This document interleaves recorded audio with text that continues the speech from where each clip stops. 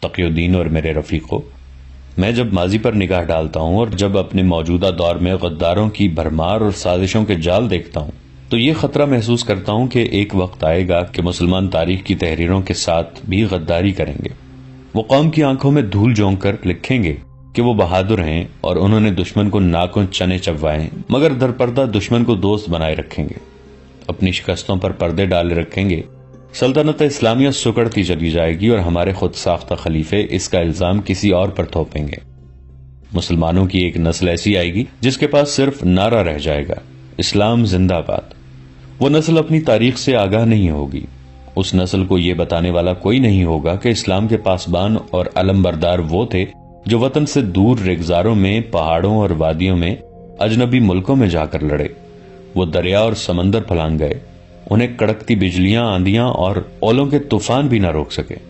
وہ ان ملکوں میں لڑے جہاں کے پتھر بھی ان کے دشمن تھے۔ وہ بھوکے لڑے، پیاسے لڑے، ہتھیاروں اور گھوڑوں کے بغیر بھی لڑے۔ وہ زخمی ہوئے تو کسی نے ان کے زخموں پر مرہم نہ رکھا۔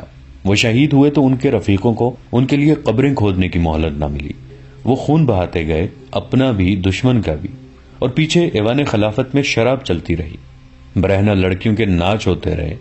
یہودی اور صلیبی سونے سے اور اپنی بیٹیوں کے حسن سے ہمارے خلیفوں اور ہمارے امیروں کو اندھا کرتے رہے۔ جب خلیفوں نے دیکھا کہ قوم ان تیغ زنوں کی پجاری ہوتی جا رہی ہے جنہوں نے یورپ اور ہندوستان میں اسلام کے جھنڈے گاڑ دیے ہیں، تو خلیفوں نے ان مجاہدین اسلام پر لوٹ مار اور زناکاری جیسے الزام تھوپنے شروع کر دیے، انہیں کمک اور رسد سے محروم کر دیا۔ مجھے قاسم کا وہ خوبرو اور حسین بیٹا یاد آتا ہے جس نے اس حال میں ہندوستان کے ایک طاقت اور حکمران کو شکست دی تھی اور ہندوستان کے اتنے بڑے حصے پر قبضہ کر لیا تھا کہ اس نے کمک نہیں مانگی، رسد نہیں مانگی، مفتوحہ علاقوں کا ایسا انتظام کیا کہ ہندو اس کے غلام ہو گئے اور اس کی شفقت سے متاثر ہو کے مسلمان ہو گئے۔ مجھے جب یہ لڑکا یاد آتا ہے تو دل میں درد اٹھتا ہے۔ اس وقت کے خلیفہ نے اس کے ساتھ کیا سلوک کیا تھا؟ اس پر زنا کا الزام عائد کیا اور مجرم کی حیثیت سے واپس بلا لیا۔ سلطان ایوبی کو ہچکی سی آئی اور وہ خاموش ہو گئے۔ بہاؤالدین شداد اپنی یادداشتوں میں لکھتا ہے، میرا عزیز دوست صلاح الدین ایوبی اپنی فوج کی سینکڑوں شہیدوں کی لاشیں دیکھتا تو اس کی آنکھوں میں چمک اور چہرے پر رونق آ جایا کرتی تھی، مگر صرف ایک غدار کو سزائے موت دے کر جب اس کی لاش کو دیکھا تو اس کے چہرہ بجھ جاتا اور آنکھوں سے آنسو جاری ہو جاتے تھے۔ محمد بن قاسم کا ذکر کرتے ہوئے اسے ہچکی آئی اور وہ خاموش ہو گیا۔ میں دیکھ رہا تھا کہ وہ آنسو روک رہا ہے۔ کہنے لگا، دشمن اس کا کچھ نہیں بگاڑ سکے گا، اپنوں نے اسے شہید کر دیا، دشمن نے اسے فاتح تسلیم کیا، اپنوں نے اسے زانی کہا۔ صلاح الدین ایوبی نے زیاد کے بیٹے طارق کا بھی ذکر کیا اور اس روز وہ انتہائی جذباتی ہو گئے تھے، ان کی زبان رکتی ہی نہیں تھی، حالانکہ وہ کم گو تھے، حقیقت پسند تھے۔ ہم سب پر خاموشی طاری تھی اور ہم سب جسم کے اندر عجیب سا اثر محسوس کر رہے تھے۔ صلاح الدین ایوبی بلا شک و شبہ عظیم قائد تھے، وہ ماضی کو نہیں بھولتے تھے، حال کے خطروں اور تقاضوں سے نبرد آزما رہتے اور ان کی نظریں صدیوں بعد آنے والے مستقبل پر لگی رہتی تھیں۔ صلیبیوں کی نظریں ہمارے مستقبل پر لگی ہوئی ہیں، سلطان ایوبی نے کہا۔ صلیبی حکمران اور فوجی حکام کہتے ہیں کہ وہ اسلام کو ہمیشہ کے لیے ختم کر دیں گے، وہ ہماری سلطنت پر قابض نہیں ہونا چاہتے، وہ ہمارے مسلمانوں کو نظریات کی تلوار سے کاٹنا چاہتے ہیں۔ میرے جاسوسوں نے مجھے بتایا کہ صلیبیوں کا سب سے زیادہ اسلام دشمن بادشاہ فلپ آگسٹس کہتا ہے کہ انہوں نے اپنی قوم کو ایک مقصد دے دیا ہے اور ایک روایت پیدا کر دی ہے۔ اب صلیبیوں کی آنے والی نسلیں اس مقصد کی تکمیل کے لیے سرگرم رہیں گی۔ ضروری نہیں کہ وہ تلوار کے زور سے اپنا مقصد حاصل کریں گے، ان کے پاس حربے کچھ اور بھی ہیں۔ تقی الدین، جس طرح ان کی نظر مستقبل پر ہے اسی طرح ہمیں بھی مستقبل پر نظر رکھنی چاہیے۔ جس طرح انہوں نے ہم میں غدار پیدا کرنے کی روایت قائم کر دی ہے، اسی طرح ہمیں بھی ایسے ذرائع اختیار کرنے چاہیے کہ غداری کے جراثیم ہمیشہ کے لیے ختم ہو جائیں۔ غداروں کو قتل کرتے چلے جانا کوئی علاج نہیں، غداری کا رجحان ختم کرنا ہے، اقتدار کی ہوس ختم کر کے حب رسول صلی اللہ علیہ وآلہ وسلم پیدا کرنی ہے۔ یہ اسی صورت میں پیدا ہو سکتی ہے کہ قوم کی آنکھوں میں رسول صلی اللہ علیہ وآلہ وسلم کے دشمن کا تصور موجود ہو۔ مسلمانوں کو معلوم ہونا چاہیے کہ صلیبیوں کی تہذیب میں ایسی بے حیائی ہے جو پرکشش ہے، قومیں ان کی تہذیب میں جذب ہوتی چلی جا رہی ہیں۔ ان کے ہاں شراب بھی جائز ہے، عورتوں کا غیر مردوں کے ساتھ ناچنا کودنا اور تنہا رہنا بھی جائز ہے۔ ہمارے اور ان کے درمیان یہی سب سے بڑا فرق ہے کہ ہم عصمتوں کے پاسبان ہیں اور وہ عصمتوں کے بیوپاری۔ یہی وہ فرق ہے جو ہمارے مسلمان بھائی مٹا دیتے ہیں۔ تقی الدین، تمہارا ایک محاذ زمین کے اوپر ہے، دوسرا زمین کے نیچے، ایک محاذ دشمن کے خلاف ہے اور دوسرا اپنوں کے خلاف۔ اگر اپنوں میں غدار نہ ہوتے تو ہم اس وقت یہاں نہیں یورپ کے قلب میں بیٹھے ہوتے، اور صلیبی ہمارے خلاف اپنی حسین بیٹیوں کے بجائے کوئی بہتر ہتھیار استعمال کرتے اور اچھی قسم کے جنگی چالے چلتے۔ ایمان کی حرارت تیز ہوتی تو اس وقت تک صلیب ایندھن کی طرح جل چکی ہوتی۔ مجھے آپ کی بہت سی دشواریوں کا علم یہاں آ کر ہوا ہے، تقی الدین نے کہا۔ محترم نور الدین زنگی بھی پوری طرح آگاہ نہیں کہ مصر میں آپ غداروں کی ایک فوج کے گھیرے میں آئے ہوئے ہیں۔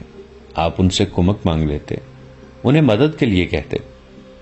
تقی بھائی، سلطان ایوبی نے جواب دیا، مدد صرف اللہ سے مانگی جاتی ہے۔ مدد اپنوں سے مانگی جائے یا غیروں سے، اپنا ایمان کمزور کر دیتی ہے۔ صلیبیوں کی فوج زرہ بختر میں ہے، میرے سپاہی معمولی سے کپڑوں میں ملبوس ہیں، پھر بھی انہوں نے صلیبیوں کو شکست دی ہے۔ ایمان لوہے کی طرح مضبوط ہو تو زرہ بختر کی ضرورت نہیں رہتی۔ زرہ بختر اور خندقیں تحفظ کا احساس پیدا کرتی ہیں اور سپاہی کو اپنے اندر قید کر لیتی ہیں۔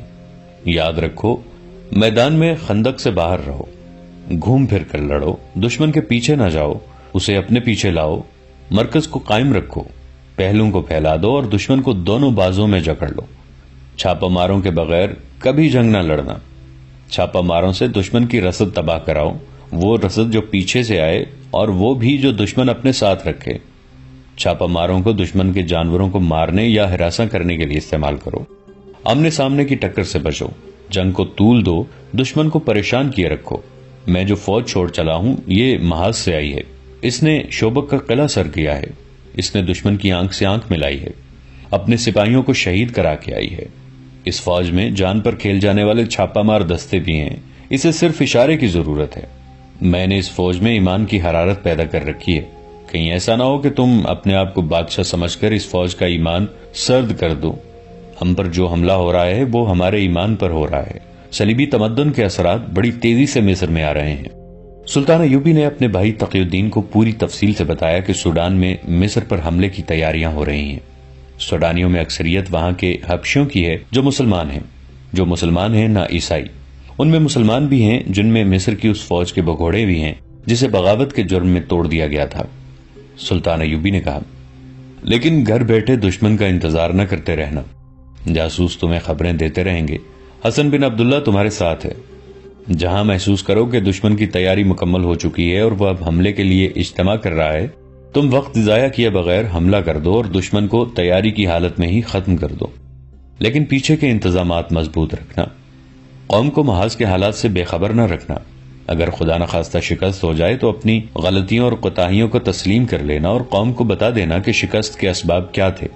جنگ قوم کے خون اور پیسے سے لڑی جاتی ہے، بیٹے قوم کے شہید اور اپاہج ہوتے ہیں، لہذا قوم کو اعتماد میں لینا ضروری ہے۔ جنگ کو بادشاہوں کا کھیل نہ سمجھنا، یہ قومی مسئلہ ہے، اس میں قوم کو اپنے ساتھ رکھنا۔ میں نے جس فاطمی خلافت کو معزول کیا تھا اس کے حواری ہمارے خلاف سرگرم ہیں۔ معلوم ہوا ہے کہ انہوں نے درپردہ اپنا خلیفہ مقرر کر رکھا ہے۔ ان کا خلیفہ العازد تو مر گیا ہے، لیکن وہ خلافت کو اس امید پر زندہ رکھے ہوئے ہیں کہ سوڈانی مصر پر حملہ کریں گے۔ ہماری فوج بغاوت کرے گی اور صلیبی چپکے سے اندر آ کر فاطمی خلافت بحال کر دیں گے۔ فاطمیوں کو حسن بن سبا کے قاتل گروہ کی حمایت حاصل ہے۔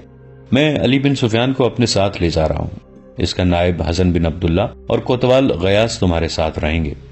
یہ اس زمین دوز گروہ پر نظر رکھیں گے۔ فوج کی بھرتی تیز کر دو اور انہیں جنگی مشقیں کراتے رہو۔ تھوڑے ہی عرصے سے ہمیں اطلاعیں مل رہی ہیں کہ مصر کے جنوب مغربی علاقے سے فوج کے لیے بھرتیاں نہیں ہو رہی۔ حسن بن عبداللہ نے کہا، یہ بھی معلوم ہوا ہے کہ وہاں کے لوگ فوج کے خلاف ہوتے جا رہے ہیں۔ معلوم کرایا ہے کہ اس کی وجہ کیا ہے؟ علی بن سفیان نے پوچھا۔ میرے 2 مخبر اس علاقے میں قتل ہو چکے ہیں، حسن بن عبداللہ نے کہا۔ وہاں سے خبر لینا آسان نہیں، تاہم میں نے نئے مخبر بھیج دیے ہیں، میں اپنے ذرائع سے معلوم کر رہا ہوں۔ غیاث نے کہا، مجھے شک ہے کہ اس وسیع علاقے کے لوگ کسی نئے وہم میں مبتلا ہو گئے ہیں۔ یہ علاقہ دشوار گزار ہے، لوگ سخت جان ہیں لیکن عقیدوں کے ڈھیلے اور توہمات پرست ہیں۔ توہم پرستی بہت بڑی لعنت ہے، سلطان ایوبی نے کہا۔ اس علاقے پر نظر رکھو اور وہاں کے لوگوں کو توہمات سے بچاؤ۔ 3-4 روز بعد کرک کے قلعے میں بھی ایک اجلاس منعقد ہوا۔ وہ صلیبی حکمرانوں اور فوج کے اعلیٰ کمانڈروں کا اجلاس تھا۔ انہیں یہ تو معلوم تھا کہ صلاح الدین ایوبی فلسطین کا ایک قلعہ شوبک لے چکا ہے، اور اب کرک پر حملہ کرے گا۔ انہیں اس احساس نے پریشان کر رکھا تھا کہ اگر مسلمانوں نے کرک کو بھی شوبک کی طرح فتح کر لیا تو یروشلم بچانا مشکل ہو جائے گا۔ صلیبی جان گئے تھے کہ سلطان ایوبی سنبھل کر آگے بڑھ رہا ہے۔ وہ ایک جگہ لے لیتا ہے، فوج کی کمی نئی بھرتی سے پوری کرتا ہے، اسے پرانی فوج کے ساتھ ٹریننگ دیتا ہے، اور جب اسے یقین ہو جاتا ہے کہ وہ اگلی ٹکر لینے کے قابل ہو گیا ہے تو آگے بڑھتا ہے۔ چنانچہ وہ کرک کے دفاع کو مضبوط کر رہے تھے اور باہر آ کر لڑنے کی بھی اسکیم بنا چکے تھے، مگر اس اجلاس میں انہیں اپنی اسکیم میں رد و بدل کی ضرورت محسوس ہو رہی تھی، کیونکہ ان کی انٹیلیجنس کے سربراہ ہرسن نے انہیں سلطان ایوبی، اس کی فوج اور مصر کے تازہ حالات سے متعلق انقلابی خبریں دی تھی۔ صلیبی جاسوس نے بہت ہی تھوڑے وقت میں کرک میں یہ اطلاعیں پہنچا دی تھیں کہ سلطان ایوبی اس فوج کو قاہرہ لے گیا ہے جو اس محاذ پر لڑی اور شوبک کا قلعہ لیا تھا، اور قاہرہ میں جو فوج ہے اسے اجلت میں محاذ پر بھیج دیا گیا ہے۔ نور الدین زنگی نے اپنی بہترین فوج کی کمک اس محاذ پر بھیج دی ہے، اور سلطان ایوبی کا بھائی تقی الدین دمشق سے قاہرہ پہنچ گیا ہے، جہاں وہ سلطان ایوبی کا قائم مقام ہوگا، اور سلطان ایوبی قاہرہ چلا گیا ہے جہاں وہ سازشیوں کو سزائے موت دے کر محاذ کی طرف روانہ ہو گیا ہے۔ صلیبیوں کے لیے یہ خبر اچھی نہیں تھی کہ قاہرہ کا نائب ناظم مصلح الدین بھی پکڑا گیا اور غداری کے جرم میں مارا گیا ہے۔ مصلح الدین صلیبیوں کا کارآمد اور اہم ایجنٹ تھا۔ صلیبی نظام جاسوسی کا سربراہ ہرسن اجلاس کو ان تبدیلیوں سے آگاہ کر رہا تھا۔ اس نے کہا، مصلح الدین کے مارے جانے سے ہمیں نقصان تو ہوا ہے، لیکن تقی الدین کا تقرر ہمارے لیے امید افزا ہے۔ وہ بے شک صلاح الدین کا بھائی ہے، لیکن وہ صلاح الدین ایوبی نہیں ہے۔ میرے تخریب کار جاسوس اسے چکر دینے میں کامیاب ہو جائیں گے۔ یہ بھی امید افزا ہے کہ سلطان ایوبی اور علی بن سفیان قاہرہ سے غیر حاضر ہیں۔ میں حیران ہوں کہ تمہارے حشیشین کیا کر رہے ہیں؟ ریمانڈ نے پوچھا۔ کیا وہ دوہرا کھیل تو نہیں کھیل رہے؟ کم بخت ابھی تک صلاح الدین کو قتل نہیں کر سکے۔ ہم بہت رقم ضائع کر چکے ہیں۔ رقم ضائع نہیں ہو رہی، ہرسن نے کہا۔ مجھے امید ہے کہ صلاح الدین محاذ تک نہیں پہنچ سکے گا۔ اس کے ساتھ 24 باڈی گارڈز قاہرہ گئے ہیں، ان میں 4 حشیشین ہیں، ان کے لیے موقع آ گیا ہے۔ میں نے انتظام کروا دیا ہے، وہ صلاح الدین کو راستے میں قتل کر دیں گے۔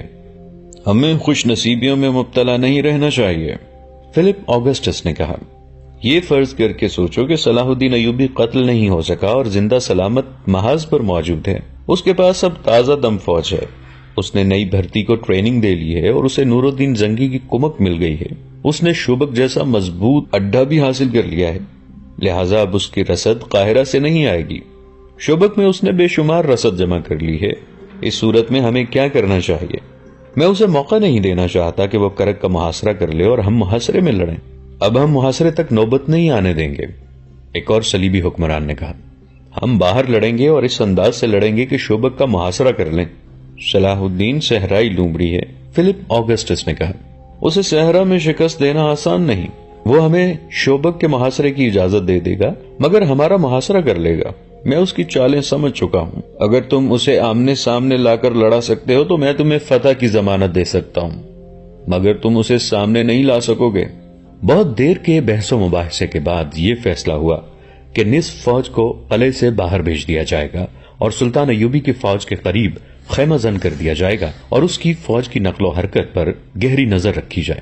اس اسکیم میں باہر لڑنے والی فوج کی تعداد کے متعلق فیصلہ کیا گیا کہ سلطان ایوبی کی فوج سے 3 گنا نہ ہو تو دگنی ضرور ہو۔ عقب سے حملے کے لیے الگ فوج مقرر کی گئی اور پلان میں یہ بھی شامل کیا گیا کہ مسلمان فوج کی کمک اور رسد شوبک سے آئے گی، لہٰذا شوبک اور مسلمانوں کے درمیانی فاصلے کو چھاپا ماروں کی زد میں رکھنے کا انتظام کیا جائے۔ فوجی کمانڈروں نے کہا کہ سامنے سے اتنی زیادہ قوت سے حملہ کیا جائے کہ صلاح الدین ایوبی جم کر لڑنے پر مجبور ہو جائے۔ صلیبیوں کو دراصل اپنی بختر فوج پر بھروسہ تھا۔ ان کی بیشتر فوج ذرا پوش تھی، سروں پر آہنی خود تھے، پیشانیوں سے ناک اور منہ تک چہرے آئینی خودوں کے مضبوط نقابوں میں ڈھکے ہوئے تھے۔ انہوں نے اونٹوں کو بھی ذرا پوش کر لیا تھا، اونٹوں کے سروں پر آہنی غلاف چڑھا دیے تھے اور پہلوؤں کے ساتھ لوہے کی پتریاں لٹکتی تھیں جو تیروں کو روک لیتی تھیں۔ انہوں نے کوشش کی تھی کہ بہتر قسم کے گھوڑے حاصل کر لیں۔ یورپی ممالک سے لائے ہوئے گھوڑے صحرا میں جلدی تھک جاتے اور پیاس سے بے حال ہو جاتے۔ صلیبیوں نے عربی علاقوں سے گھوڑے خریدے تھے مگر ان کی تعداد اتنی زیادہ نہیں تھی۔ انہوں نے مسلمانوں کے قافلوں سے گھوڑے چھیننے شروع کر دیے تھے۔ گھوڑے چرائے بھی تھے۔ سلطان ایوبی کے گھوڑے بہتر تھے۔ عربی نسل کے یہ صحرائی گھوڑے پیاس سے بے نیاز میلوں بھاگ سکتے تھے۔ ان جنگی تیاریوں اور اہتمام کے علاوہ صلیبیوں نے نظریاتی جنگ کا محاذ جو کھولا ہوا تھا، اس کے متعلق ان کی انٹیلیجنس کے ڈائریکٹر ہرسن نے رپورٹ پیش کی کہ صلاح الدین ایوبی کو مصر کے جنوب مغرب کے سرحدی علاقے سے بھرتی نہیں ملے گی۔ یہ وہی علاقہ تھا جس کے متعلق سلطان ایوبی کے انٹیلیجنس کے نائب سربراہ حسن بن عبداللہ نے رپورٹ دی تھی کہ وہاں کے لوگ اب فوج میں بھرتی نہیں ہوتے، بلکہ بعض لوگ فوج کے خلاف بھی ہو گئے ہیں۔ یہ جفاکش اور جنگجو قبائل کا علاقہ تھا جس نے سلطان ایوبی کو نہایت اچھے سپاہی دیے تھے، مگر اب ہرسن کی رپورٹ سے ظاہر ہوتا تھا کہ صلیبی تخریب کار اس علاقے میں پہنچ گئے ہیں۔ وہاں نوبت یہاں تک پہنچی ہوئی تھی کہ حسن بن عبداللہ نے یہ معلوم کرنے کے لیے کہ اس علاقے کے لوگ فوج کے خلاف کیوں ہو گئے ہیں 2 مخبر بھیجے تھے۔ دونوں قتل ہو گئے تھے، ان کی لاشیں تک نہیں ملی تھیں۔ پراسرار سی ایک اطلاع ملی تھی کہ ہمیشہ کے لیے غائب کر دیے گئے ہیں۔ وہ علاقہ بہت وسیع و عریض تھا، جاسوسوں اور مخبروں کے لیے بہت ہی مضبوط قلعہ بن گیا تھا۔ وہاں سے کوئی معلومات حاصل ہوتی ہی نہیں تھی۔